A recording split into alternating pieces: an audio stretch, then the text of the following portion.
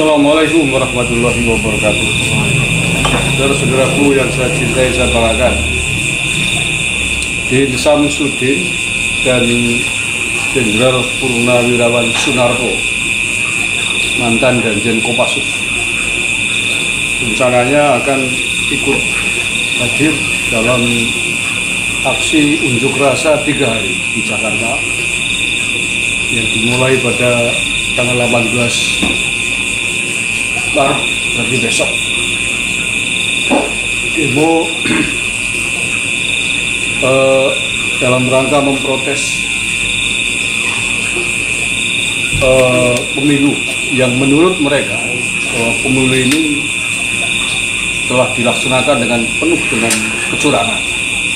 Bahkan beberapa hari yang lalu, Din Samsudin dalam sebuah acara memprovokasi massa dengan diksi akan memakzulkan Presiden Jokowi. Nah, saya kira ini perlu dicermati oleh aparat keamanan karena aksi unjuk rasa ini dipimpin oleh tokoh-tokoh yang sebenarnya tokoh yang menjadi panutan mesti. Din Samsudin adalah mantan ketua umum pimpinan pusat Muhammadiyah, mantan petinggi di Majelis Ulama Indonesia. Sunarko adalah mantan Danjen Kopassus. Tetapi lagi-lagi akan melakukan provokasi. Ya, bukan akan lagi, sudah melakukan provokasi massa dengan mengatakan bahwa pemilu ini curang, penuh dengan kecurangan yang terstruktur, masif, sistematis dan lain sebagainya. Jenderal Sunarko, mantan Danjen Kopassus itu, pada Pilpres 2019 yang lalu pernah melakukan hal yang sama, ikut menggerakkan aksi people power, dan oleh karenanya kemudian dia pernah berurusan dengan aparat keamanan dan bahkan pernah ditahan oleh polisi pada 2019 yang lalu, pasca Pilpres 2019 lalu, karena diduga ikut andil atas kepemilikan senjata ilegal. Sudah pernah ditahan ini. Jadi Pak Sunarko ini dulu ditahan oleh kepolisian perkara tersangka atas kasus itu pasca Pilpres 2019. Itu juga dialami oleh Jenderal Purnawirawan Kiflan Zen. Momentumnya sama pasca Pilpres 2019 dengan tuduhan yang sama persis seperti hari ini, menuduh pemilu ini curang dan lain sebagainya. Kiflan Zen pun kemudian berurusan menjadi tersangka bahkan dipenjara atas kasus itu dengan tuduhan kasus makar dan juga kepemilikan senjata ilegal. Kiflan Zen divonis kalau tidak salah sekitar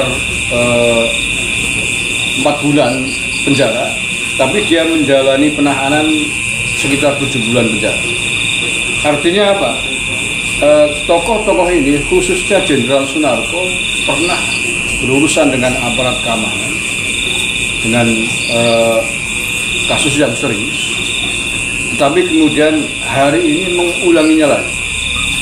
Oleh karena itu saya kira ini patut diwaspadai, karena provokatornya ini bukan orang-orang biasa, tapi orang-orang yang pernah memiliki jabatan yang sangat penting di negara ini. Ya, mantan Danjen Kopassus. Sunarko mantan Danjen Kopassus ini memprotes hasil pemilu yang memenangkan mantan Danjen Kopassus juga. Pak Prabowo kan mantan Danjen Kopassus.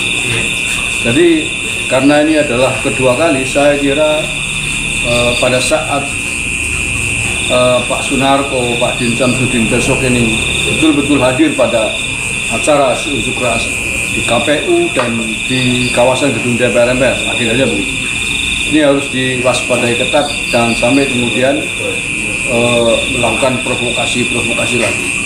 Dan khusus dengan Pak Jenderal Sunarko, karena sudah pernah ditahan pada aksinya 2019 yang lalu, maka kalau sampai kemudian mengulanginya lagi, menurut saya lebih kuat lagi aparat keamanan untuk menindak tegas, tidak hanya kepada Jenderal Sunarko tapi juga kepada yang lainnya, termasuk tim Samsudin. Mungkin Refli Harun juga mungkin akan ikut bergabung karena dia sudah mendahului juga dengan orasi-orasi pemakzulan Presiden Jokowi, orasi-orasi yang menurut saya sudah dalam kategori makar.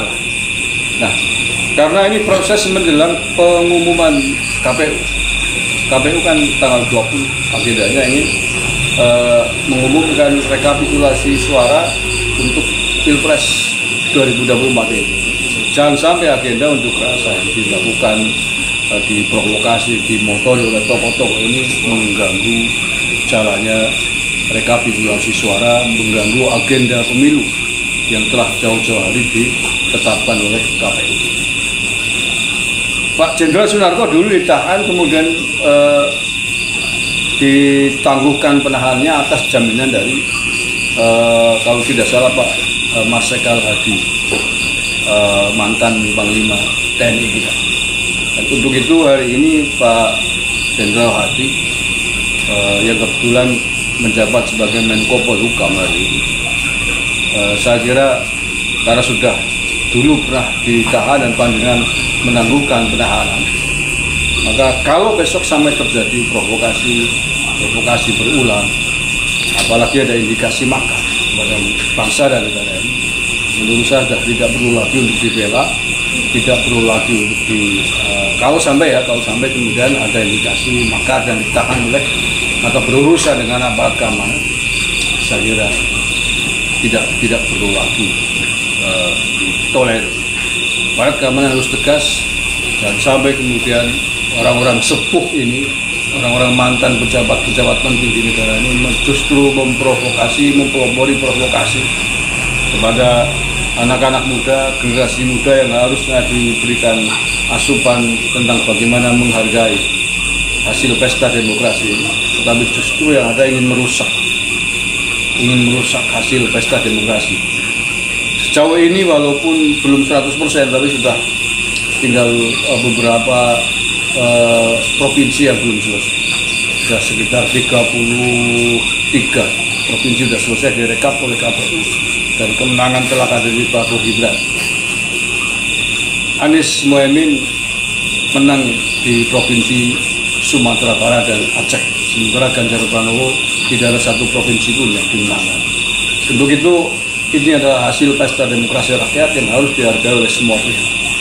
Semuanya harus menghargai kalau ingin menjunjung tinggi nilai demokrasi.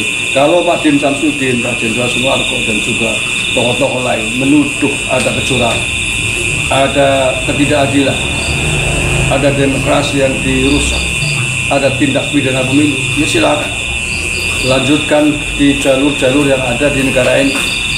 Jalurnya adalah Bawaslu atau Mahkamah Konstitusi, bukan mahkamah jalanan, bukan pengadilan jalanan.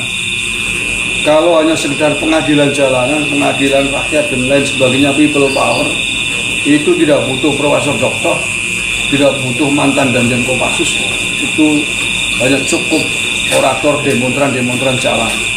Sangat disayangkan kalau sekelas profesor doktor, sekelas Din Samsudin, mantan jenderal Kopassus, kemudian menjadi motor memprovokasi massa untuk turun jalan dengan diksi-diksi pengadilan rakyat, people power, pengadilan jalan. Ini saya kira langkah-langkah yang bisa merusak keutuhan bangsa dan negara. Ini langkah-langkah yang mengingkari hasil pesta demokrasi ini. Kita harus menghargai apapun keputusan rakyat pada 14 Februari kemarin, harus kita hargai dan dijunjung tinggi bersama. Faktanya bahwa mayoritas rakyat Indonesia telah memilih pasangan Prabowo Gibran untuk menjadi presiden dan wakil presiden Republik Indonesia menggantikan Pak Jokowi. Itu kita harus junjung tinggi, harus kita hargai. Jangan sampai kemudian aksi-aksi ini memicu kemarahan yang sama di pihak pendukungnya Pak Prabowo Gibran yang jumlahnya pasti jauh lebih besar. 75 juta lebih pendukungnya Pak Prabowo Gibran, 58% lebih telah memilih Pak Prabowo Gibran untuk memimpin Indonesia ke depan. Jangan sampai mereka kemudian ikut terpancing, ikut turun jalan dalam rangka menghadang dan menghalau para perusuh, pengacau-pengacau di negara. Terima kasih. Assalamualaikum warahmatullahi wabarakatuh.